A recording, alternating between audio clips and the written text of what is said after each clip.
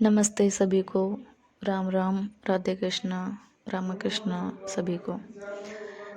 हम कोई भी व्रत करते हैं तो उसमें सबसे पहले हम गणेश जी की कथा सुनते हैं। तो मैं आपको गणेश जी की कथा सुना रही हूँ। एक बुढ़िया माई थी, मिट्टी के गणेश जी की पूजा करती थी। रोज बनाए रोज गल जाए, मिट्टी का दिया रोज बनाए रोज गल जाए।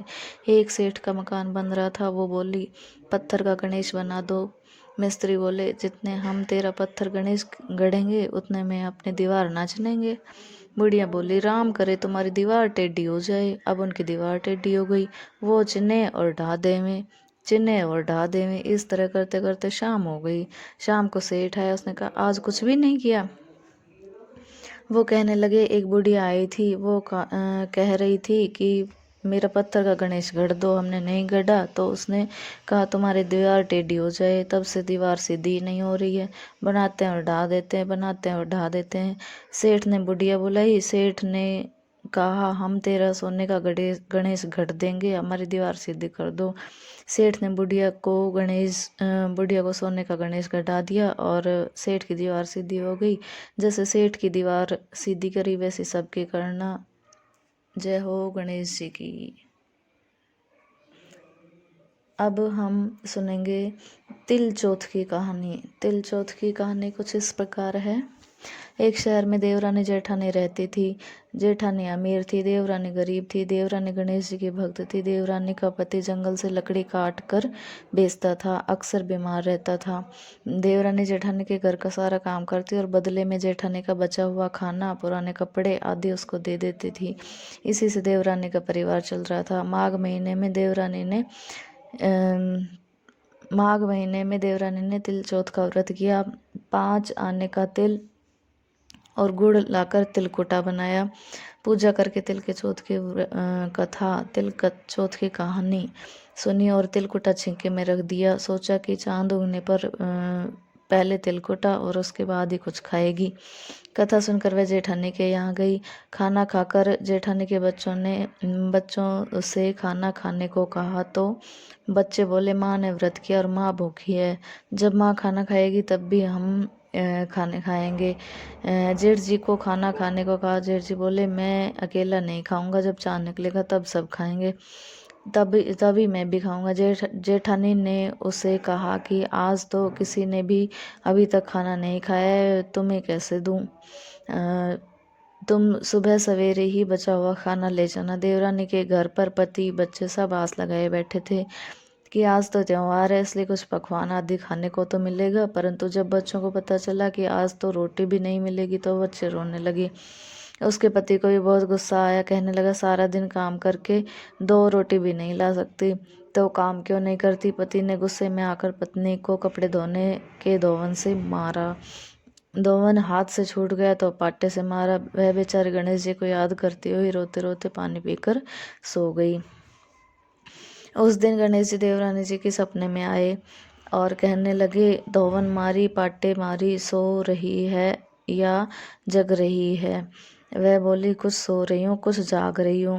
गणेश जी बोले भूख लगी है, कुछ खाने को दे दो। देवरानी बोली क्या दूँ, मेरे घर में तो अन्न का एक दाना भी नहीं है। जेठानी बचा खुचा खाना देती थी, आज वह भी नहीं मिला।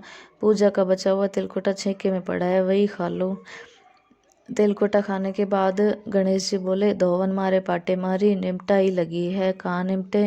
वह बोले यह पड़ा घर, जहाँ इच्छा हो निमट लो। फिर गणेश जी बोले बच्चे की तरह है, अब कहाँ पूछूं?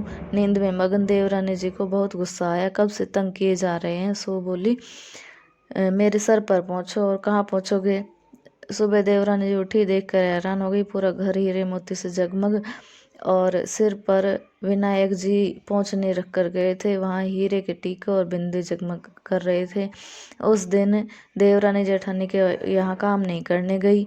बड़ी देर तक राह देखने बाद जेठानी के बच्चों ने देवरानी को बुलाया। जेठानी ने सोचा कल खाना नहीं दिया इसलिए शायद देवरानी बुरा मान गई। बच्चे बुलाने गए और बोले चाची चलो, माँ ने बुलाया है, सारा काम पड़ा है।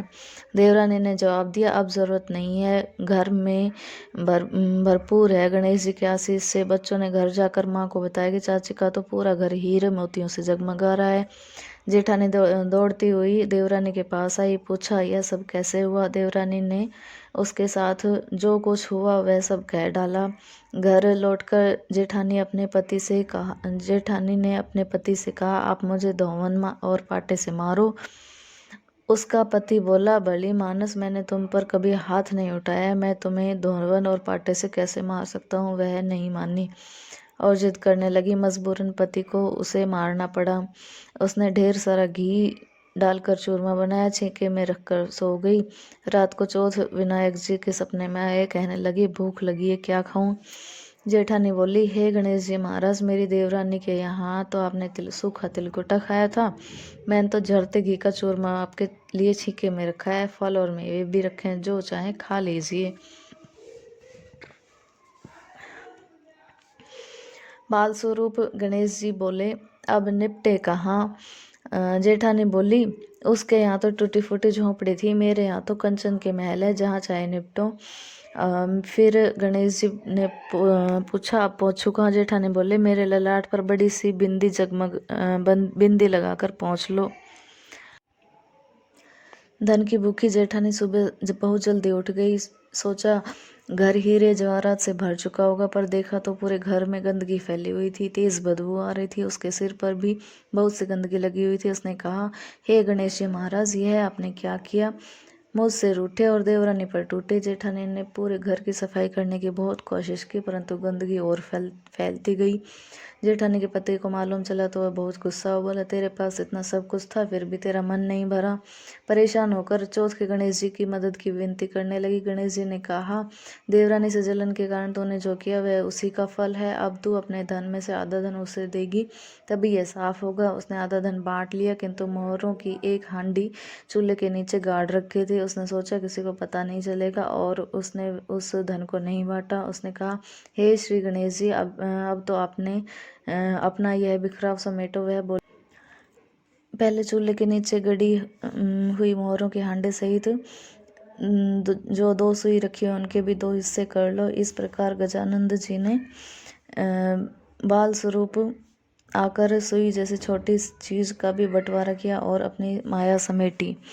हे गणेश जी महाराज, जैसी आपने देवरानी पर कृपा की वैसे सब पर करना। कहानी कहने वाले, सुनने वाले व हुंकार भरने वाले सब पर कृपा करना, किंतु जेठानी को जैसी सजा दी वैसे किसी को मत देना। बोलो गणेश जी महाराज की जय। चौथ माता की जय। चौथ माता सबकी मनोकामना पूरी करे, हमारी भी मनोकामना पूरी करे और आपकी भी मनोकामना पूरी करे। ये सकट चौथ माता की कहानी थी। धन्यवाद।